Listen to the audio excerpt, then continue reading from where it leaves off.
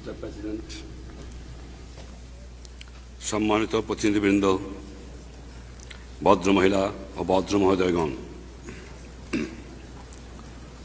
আজ এই মহান পরিষদে আপনাদের সামনে দুটো কথা বলার সুযোগ পেয়ে আমি নিজকে ভাগ্যবান মনে করছি।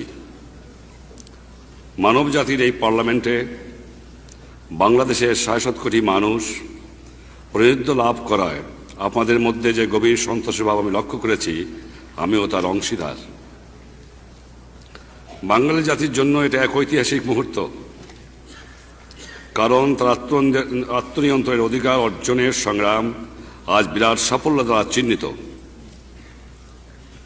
একটি স্বাধীন দেশের স্বাধীন নাগরিক হিসাবে মুক্ত সম্মানজনক জীবনযাপনের অধিকার অর্জনের জন্য বাঙালি জাতি বহু শতাব্দী ধরে সংগ্রাম চালিয়ে এসেছে। তারা চেয়েছে বিশ্বের সকল জাতির সঙ্গে শান্তি ও সৌহার্দ্যের মধ্যে বসবাস করতে। জাতিসংঘ সনদে যে মহান আদর্শের কথা বলা হয়েছে তা আমাদের জনগণের আদর্শ, এবং এই আদর্শের জন্য তারা চরম ত্যাগ স্বীকার করেছেন। এমন এক বিশ্ব ব্যবস্থা গঠনে বাঙালি জাতি উৎসর্গীকৃত, যে ব্যবস্থায় সকল মানুষের শান্তি ও ন্যায় বিচার লাভের আকাঙ্ক্ষা প্রতিতৃপ্ত হবে। এবং আমি জানি আমাদের এই প্রতিজ্ঞা গ্রহণের মধ্যে আমাদের লাখো লাখো শহীদের বিদেহী আত্মায় তৃপ্ত নিহিত রয়েছে।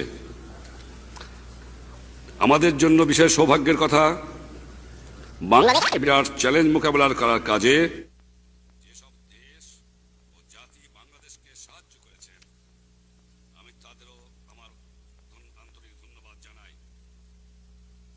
জাতিসংঘে আমাদের আসন গ্রহণকে যারা অভিনন্দন জানিয়েছেন, আমি তাদেরও বাংলাদেশের জনসাধারণের আন্তরিক ধন্যবাদ পৌঁছে দিচ্ছি।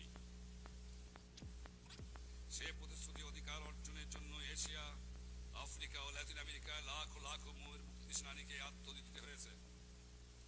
এই সংগ্রাম এখনো চলছে। গায়ের জোরে বেআইনি ভাবে এলাকা দখল, জনগণের ন্যায়সঙ্গত অধিকারকে নস্যাৎ করার কাজে শক্তির ব্যবহার, বর্ণ বৈষম্যের বিরুদ্ধে চলেছে জবর দখলকারীদের সম্পূর্ণ উচ্ছেদের জন্য। প্যালেস্টাইনের জনগণের ন্যায়সঙ্গত জাতীয় অধিকার এখনো অর্জিত হয় নাই। উপনিবেশবাদ উচ্ছেদের প্রক্রিয়া ত্বরান্বিত হলেও চূড়ান্ত লক্ষ্যে এখনো পৌঁছেনি। একথা আফ্রিকার জন্য আরো বিশেষভাবে সত্য। সেখানে জিম্বাবুয়ে ও নামিবিয়ার জনগণ স্বাধীনতা ও জাতীয় মুক্তির চূড়ান্ত সংগ্রামে এখনো ব্যাপৃত। বর্ণ বৈষম্য ন্যূনতম নিশ্চয়তা লাভ করবে।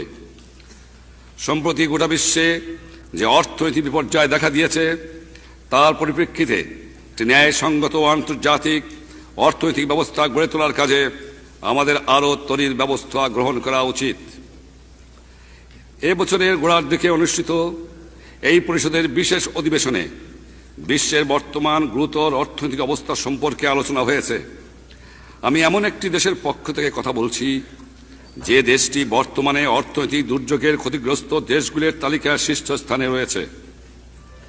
এই ক্ষতি কতটা গুরুতর আমি সে সম্পর্কে কিছুটা আলোকপাত করতে চাই। যুদ্ধের ধ্বংসস্তূপের উপরই বাংলাদেশের জন্ম হয়েছিল। তারপর থেকে একের পর এক প্রাকৃতিক বিপর্যয়ে আমরা সম্মুখীন হয়েছি।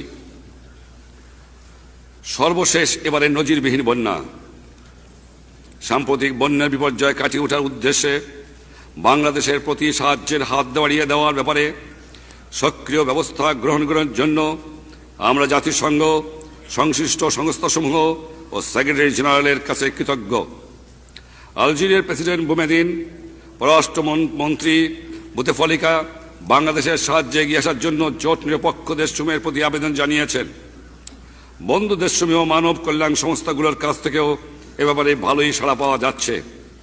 প্রাকৃতিক বিপর্যয় বাংলাদেশের অর্থনৈতিক অগ্রগতি শুধু প্রতিহত করেনি, দেশে প্রায় দুর্ভিক্ষ অবস্থার সৃষ্টি হয়েছে। একই সময় বিশ্বব্যাপী মুদ্রাস্ফীতির অর্থ আমাদের মতো একটি দেশের জন্য দায় পরিশোধের ক্ষেত্রে $1 কোটি ঘাটতি সৃষ্টি হয়েছে। জনসাধারণের জীবন ধারণের মান নিছক বেঁচে থাকার পর্যায় থেকেও নিচে নেমে গেছে। মাথাপিছু যাদের বার্ষিক আয় $100 কম, তাদের অবস্থা আরও শোচনীয়। বিশ্ব স্বাস্থ্য সংস্থার হিসাব অনুযায়ী বেঁচে থাকার জন্য ন্যূনতম খাদ্য প্রয়োজন, তারও কম খাদ্যকে যারা দিন বেঁচে রয়েছে তা এখন তারা সম্পূর্ণ অনাহারে দিন কাটাচ্ছে।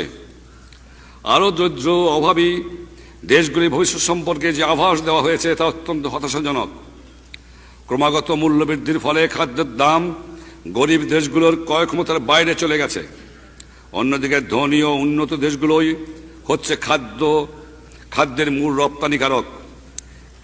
কৃষি যন্ত্রপাতি উপকরণের অসম্ভব দাম বাড়ার ফলে গরিব দেশগুলোর খাদ্য স্বয়ংসম্পূর্ণ লাভের চেষ্টাও তেমন সফল হতে পারছে না।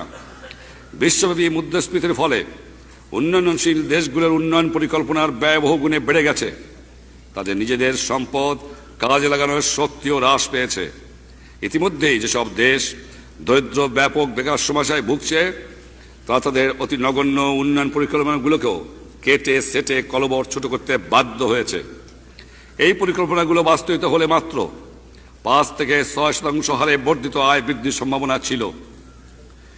বিশ্বের সকল জাতি ঐক্যবদ্ধভাবে এই পরিস্থিতির মোকাবেলা করতে অগ্রসর না হলে মানুষের দুঃখ দুর্দশা এমন বিরাট আকার ধারণ করবে, ইতিহাসে যার তুলনা পাওয়া যাবে না।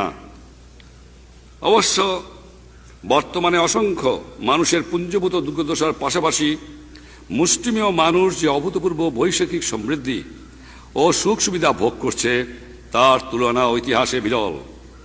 এই অবস্থার পরিবর্তন ঘটাতে পারে আমাদের মধ্যে মানবিক ঐক্যবোধ, ভ্রাতৃত্ববোধের পুনর্জাগরণ, পারস্পরিক নির্ভরশীলতার স্বীকৃতি বর্তমান সমস্যার যুক্তিসঙ্গত সমাধান ঘটাতে সক্ষম।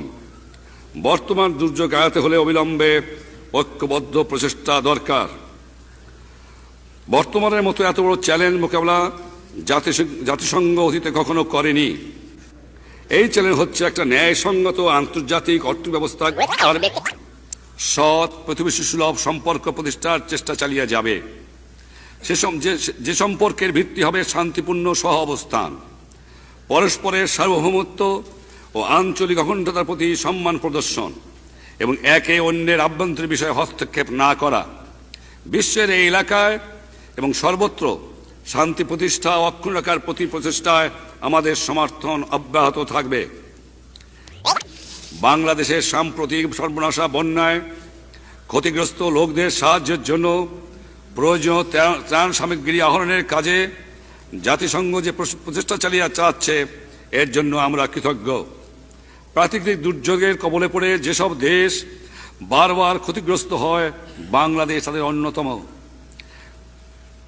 তাই প্রাকৃতিক দুর্যোগ থেকে উদ্ভূত পরিস্থিতির মোকাবেলায় বিশ্ব সমাজে দ্রুত এগিয়ে আসার উপযোগী একটি নিয়মিত প্রাতিষ্ঠানিক ব্যবস্থা গঠনে বাংলাদেশের বিশেষ স্বার্থ নিহিত রয়েছে। অবশ্য সূচনা হিসাবে এই ধরনের একটি ব্যবস্থা ইতিমধ্যে রয়েছে। এই ব্যবস্থা হল জাতিসংঘের বিপর্যয় ত্রাণ সমন্বয়কারীর অভিশেষ স্থাপন।